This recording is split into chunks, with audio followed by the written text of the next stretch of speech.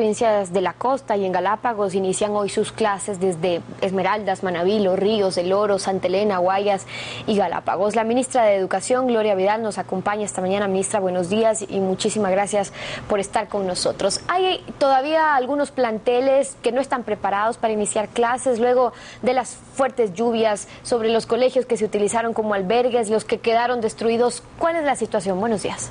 Buenos días, Stephanie, y bueno, un día muy especial para todos quienes hacemos educación. Hoy iniciamos un nuevo año lectivo con todas las esperanzas y todas las inquietudes que esto produce, tanto en los maestros como en los estudiantes. Aprovecho nada más un minuto para saludar a los maestros. El viernes anterior fue el Día del Maestro, así que un saludo cariñoso para todos aquellos quienes trabajan todos los días por una educación mejor. Efectivamente, en el inicio del año lectivo de Costa tenemos la novedad de que alrededor de 94 instituciones educativas permanecen todavía como albergues, debido a que las personas que se encuentran allí no pueden regresar todavía a sus lugares naturales de vivienda. Esta situación va a provocar que durante algún tiempo más en esas instituciones se retrase el inicio del año escolar. Entonces, estamos trabajando muy de cerca con la Secretaría Nacional de Gestión de Riesgos, con el Ministerio de Inclusión Económica y Social, para procurar buscar otros espacios donde las personas pueden estar albergadas hasta que puedan regresar a su vivienda. Ya vamos a analizar uno de esos casos, ministra, pero el otro escenario son aquellas escuelas que se vieron afectadas por el invierno, que hubo que hacer trabajos de reparación. Hay algunas que todavía no están en condiciones de recibir a los estudiantes. ¿Y qué se ha hecho en ese caso con los estudiantes? Cómo no, desde el mes de enero el Ministerio de Educación trasladó ya, el Ministerio ya no opera directamente en el territorio.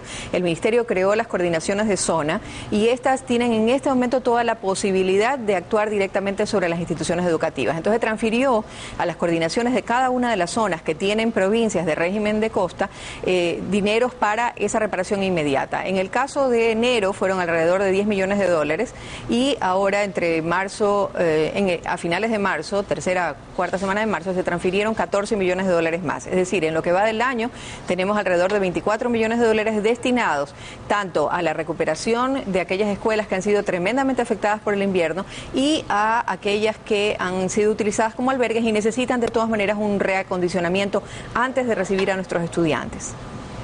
Ahora, la situación se complica más cuando hay escuelas que no pueden iniciar sus clases, pero no solo a consecuencia de las fuertes lluvias, que de hecho complicaron el panorama, sino aquellas que por falta de atención desde hace algún tiempo todavía no cuentan con infraestructura y están con problemas como para poder recibir a los niños en cuanto a dotación de equipos. Sobre esa atención que se ha dado a las escuelas y a las instituciones, estuvo la semana pasada aquí la presidenta de la Unión Nacional de Educadores de la UNE y esto fue lo que dijo. Escuchemos. Que la inversión en educación, en infraestructura, es una deuda que tiene el gobierno nacional. En 5 años se han invertido alrededor de $324 millones, lo que ha servido para más o menos intervenir alrededor de 5.000 instituciones educativas de 21.000 que existen en el país. En el régimen Costa, la relación porcentual es la misma, es decir, de 8.000 instituciones educativas se han atendido alrededor de 1.200, pero solo existen 5 instituciones del Milenio. Esto significa que alrededor de 3.000 estudiantes están en las instituciones del Milenio en el régimen Costa. Es decir, el 0.22 o 23% de la población estudiantil está bien atendida, tiene infraestructura, tecnología de punta, laboratorios, bibliotecas, las condiciones que todas las instituciones educativas deberían tener.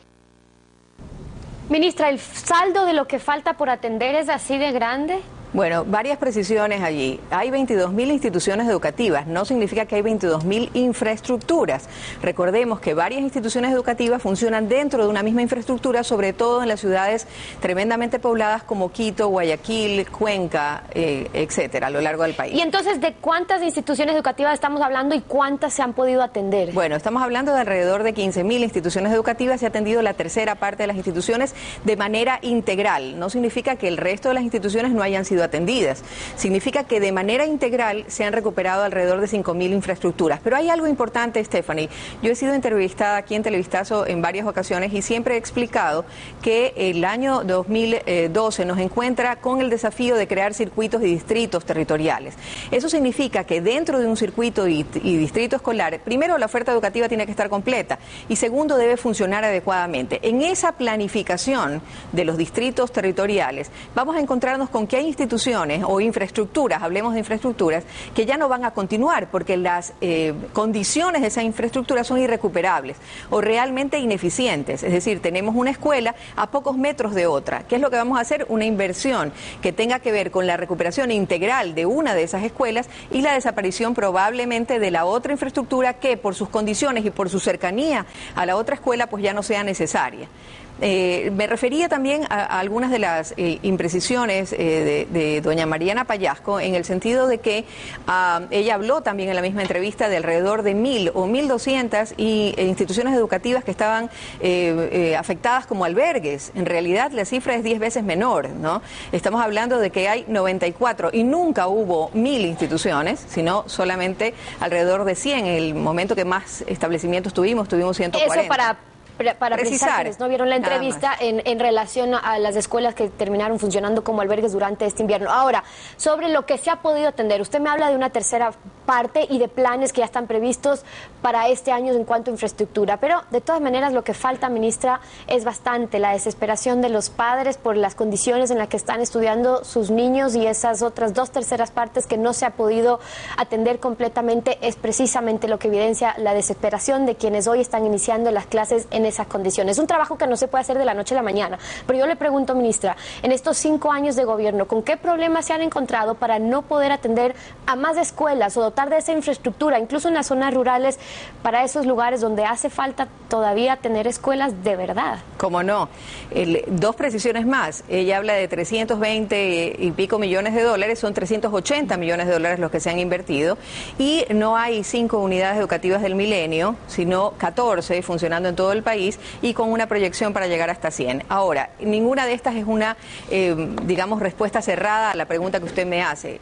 Primero, la evaluación de aquellas escuelas en las que se va a invertir, porque son escuelas que están en lugares estratégicos y deben seguir existiendo, por un lado. Y por otro lado, hablaba yo de 5.000 escuelas que han sido reparadas integralmente, es decir, que se han recuperado por completo.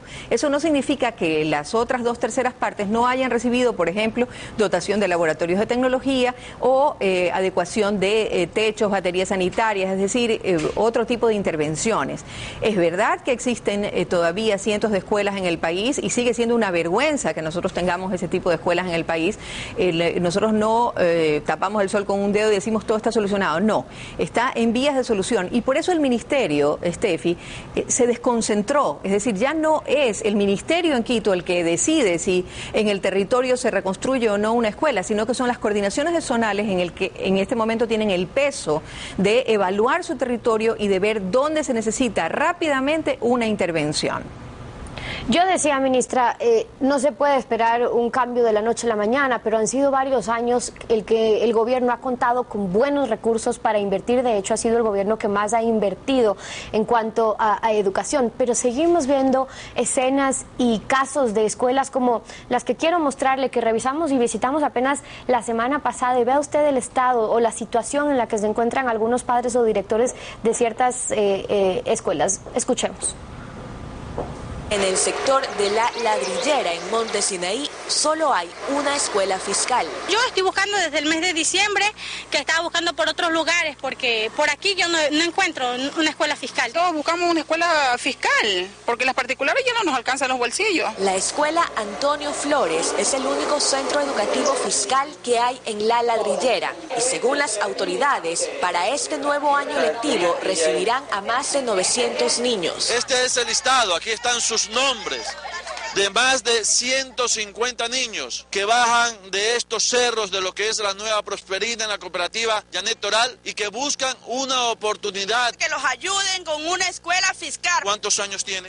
9 años. ¿Hasta qué año estudió?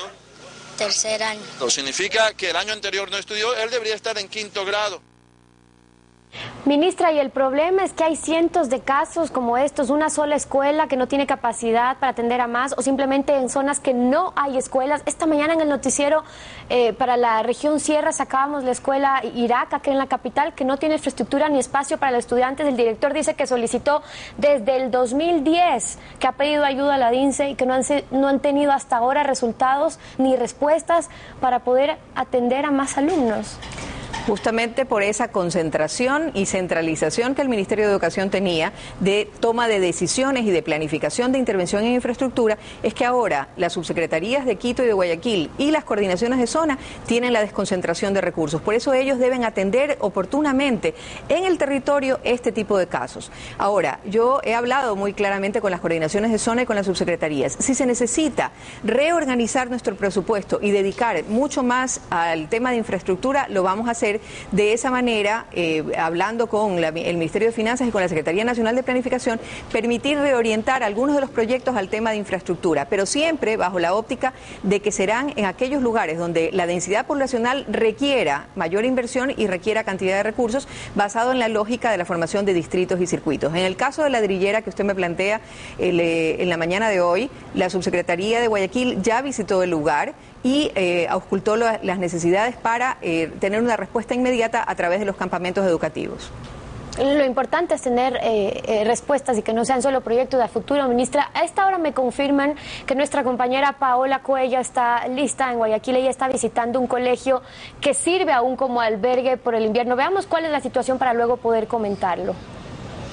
Hola, ¿cómo están? Muy buenos días. Así es, yo me encuentro en el Colegio Provincia de Imbabura, en el Cantón Durán de la provincia del Guayas. Justamente este plantel es uno de los que sirvió como albergue, sirve todavía, pues a los damnificados del invierno y que no ha podido iniciar las clases hoy, porque todavía hay aquí personas en su interior. No nos han permitido el ingreso porque, pues según nos comentaba la coordinadora zonal del MIES, hubo un acuerdo entre el COE cantonal y los albergados para no permitir que la prensa ingrese, puesto que dicen pues se le está violando su intimidad familiar. Por eso estamos aquí en la parte exterior del plantel. Más temprano conversamos con el rector del colegio y nos dijo que efectivamente ya tienen todo listo para iniciar lo que es infraestructura, lo que son maestros, aulas, todo está en perfecto orden para cuando ya reciban las indicaciones de las autoridades pertinentes puedan iniciar las clases. Incluso más temprano se acercaron hasta aquí alumnos que pues pensaban que hoy iniciaban las clases, también madres de familia en busca de información de cuándo van a poder iniciar las clases. Gracias, Paula. Y casos como esos todavía hay, ministra. Usted hacía referencia a algunos de ellos. Siguen de albergues, algunos chicos no saben que no pueden iniciar las clases ahí. ¿Qué va a pasar con todos ellos más allá del retraso que pueden sufrir en cuanto puedan iniciar? Sí, Estefi, me refería a esto al inicio de la entrevista y le decía que tenemos alrededor de 94 escuelas e instituciones educativas que funcionan como albergues y que estamos trabajando tanto con la Secretaría de Riesgos como con el MIES, justamente el Ministerio de Inclusión Económica y Social, para tratar de reubicar, buscar otros espacios para reubicar estas familias en donde sea posible, y en algunos casos ya las familias están volviendo a sus lugares normales de vivienda. Con esto nosotros entramos directamente a las instituciones educativas, rectores, como la situación que nos describía Paola, ya tienen todo listo para que en el momento que se dé este traslado de las familias poder comenzar a operar directamente como, digamos, en el ámbito educativo. La ministra de Educación, Gloria Vidal, acompañándonos esta mañana en Contacto Directo. Muchísimas gracias por haber estado con